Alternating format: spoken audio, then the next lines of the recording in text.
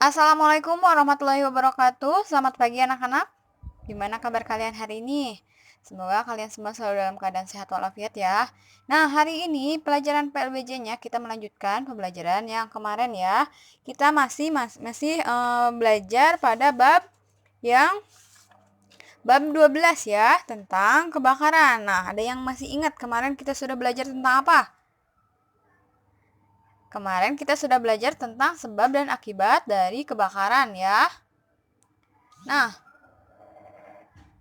untuk hari ini kita akan belajar tentang tindakan untuk mencegah kebakaran dan sikap yang harus kita lakukan saat kebakaran terjadi. Nah, yang pertama akan kita pelajari itu tindakan untuk mencegah kebakaran ya. Sebelum kita masuk pada pelajaran, kita berdoa dulu ya. Kita baca dulu bismillah bersama-sama. Bismillahirrahmanirrahim. Langsung saja kita mulai pembelajarannya ya. Yang pertama di sini ada tindakan untuk mencegah kebakaran ya.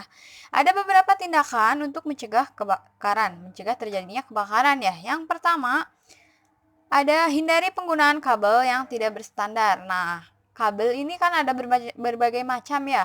Nah, yang harus kita gunakan itu kabelnya kabel yang sesuai dengan standar ya. Biasanya kabel yang sesuai dengan standar itu ada tulisannya standar SNI ya, Standar Nasional Indonesia ya. Jadi kabel yang harusnya kita gunakan itu yang berstandar.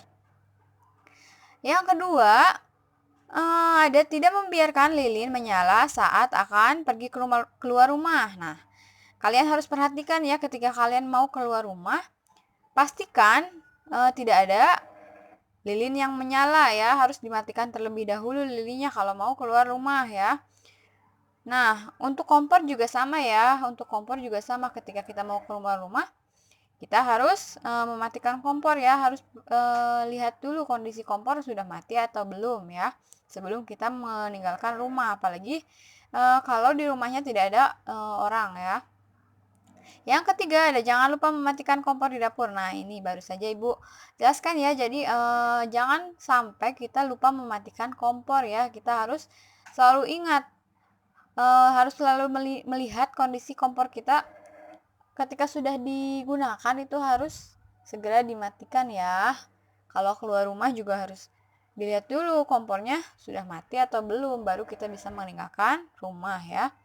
Yang keempat ada mengurangi pemakaian obat nyamuk bakar. Nah, ini obat nyamuk bakar ini salah satu pemicu dari kebakaran ya. Ini bisa menyebabkan terjadinya kebakaran ya, karena obat nyamuk bakar ini kan dibakar, ada juga yang masih ada itunya ya, apanya menjadi bara ya. Kalau yang bentuknya bulat itu kan menjadi bara api ya, itu bisa menimbulkan percikan api dan bisa menyebabkan kebakaran. Nah, untuk itu sekarang kan sudah ada banyak sekali jenis obat nyamuk ya, ada yang obat nyamuk listrik.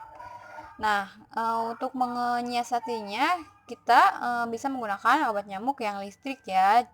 Kurangi penggunaan obat nyamuk yang bakar karena ini sangat berbahaya, bisa menimbulkan kebakaran. Yang kelima ada menyiapkan alat pemadam ringan. Nah, alat pemadam ringan ini gambarnya seperti ini. Nah, ini. Nah, kalau bisa disediakan alat pemadam kebakaran ringan di rumah ya. Kalau tidak bisa juga tidak apa-apa. Yang penting kita selalu waspada ya. Kita selalu memperhatikan keadaan di sekitar rumah kita ya. Pastikan keadaan di rumah kita aman agar terhindar dari kebakaran. Yang keenam, yang terakhir, jangan membakar sampah di tengah terik matahari. Nah, kalau terik matahari ya, tengah hari itu kan cuacanya sangat panas ya.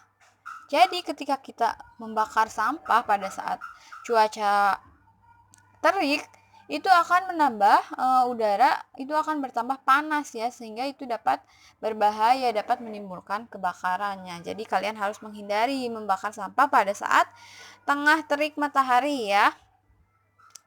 Nah, itu dia tindakan untuk mencegah kebakaran ya. Ada beberapa tindakan yang dapat kita lakukan untuk mencegah terjadinya kebakaran. Nah, sudah paham ya?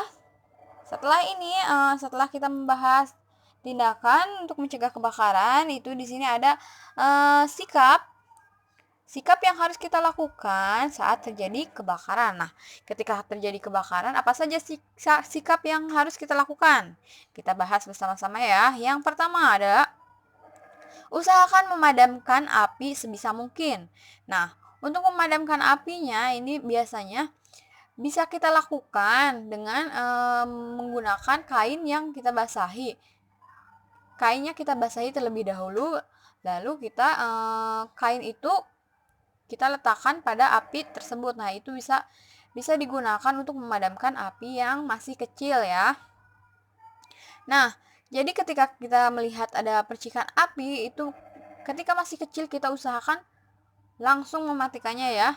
Nah, kalau tidak bisa berarti kita lakukan sikap-sikap yang lain ya. Nah, yang kedua di sini jangan menyiram air ke kompor. Nah, ini sangat berbahaya ya. Ketika terdapat percikan api dari kompor, untuk memadamkan apinya itu kita jangan langsung menyiram air ke kompor karena itu sangat berbahaya. Itu ketika kita menyiramkan air ke kompor itu malah dapat memperbesar apinya ya. Apinya itu dapat menyembur ke atas karena terdapat oksigen. Nah, seperti itu. Jadi kalau kalian ada percikan api di kompor atau apa gitu, kalian jangan langsung menyiramkan air ke kompor ya. Nah, kalian bisa gunakan cara yang tadi Ibu jelaskan. Jadi kalian bisa basahi lap, lalu kalian letakkan lapnya ke api tersebut.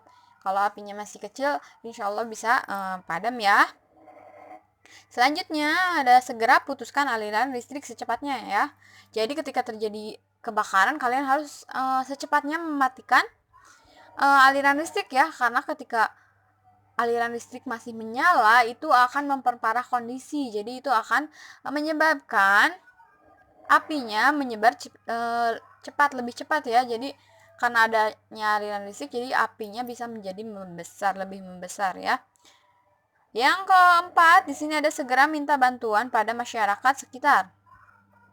Nah, setelah melakukan tindakan-tindakan tadi, kalau masih belum berhasil, ya kalian langsung harus meminta bantuan kepada masyarakat sekitar ya, minta bantuan untuk mematikan apinya dan menghubungi pemadam kebakaran ya. Yang kelima di sini ada hindari berlindung ke kamar mandi. Nah, ketika terjadi kebakaran kalian jangan malah berlindung di kamar mandi ya. Kalian harus segera keluar dari rumah tersebut agar kalian tidak terjebak di dalam rumah tersebut ya, di dalam kebakaran tersebut. Yang keenam terakhir ini di sini ada siapkan jalur alternatif untuk menyelamatkan diri. Nah, jalur alternatif ini jalur pilihan ya. Alternatif kan artinya pilihan yang bisa kita gunakan untuk menyelamatkan diri ya dari rumah ataupun tempat yang terjadinya kebakaran. Kalau di gedung-gedung besar itu biasanya sudah ada ya jalur evakuasi namanya. Nah, itu bisa kita gunakan untuk menyelamatkan diri ketika terjadinya kebakaran. Nah, sudah paham? Sudah paham ya, tadi kita sudah belajar mengenai tindakan untuk mencegah kebakaran dan sikap yang harus kita lakukan saat kebakaran terjadi. Nah, untuk tugasnya, yang pertama itu kalian mengerjakan yang ayo berlatih ya pada halaman 118. Yang kedua, kalian kerjakan juga yang ayo lakukan. Kalian nanti boleh ceritakan sebab akibat kebakaran terjadi tersebut. Nah, kalian boleh ditulis pada buku tulis kalian ya. Yang terakhir itu kalian mengerjakan evaluasi 12 halaman 120. Kalian kerjakan yang bagian A dan B-nya ya. Nah, alhamdulillah pembelajaran hari ini sudah selesai. Semoga kalian semua paham dengan penjelasan yang Ibu berikan. Kalau ada yang masih belum paham, kalian bisa langsung tanyakan pada Ibu ya. Nah, tetap semangat belajarnya dan jangan lupa tetap jaga kesehatan, makan makanan yang bergizi dan olahraga ya. Nah, Ibu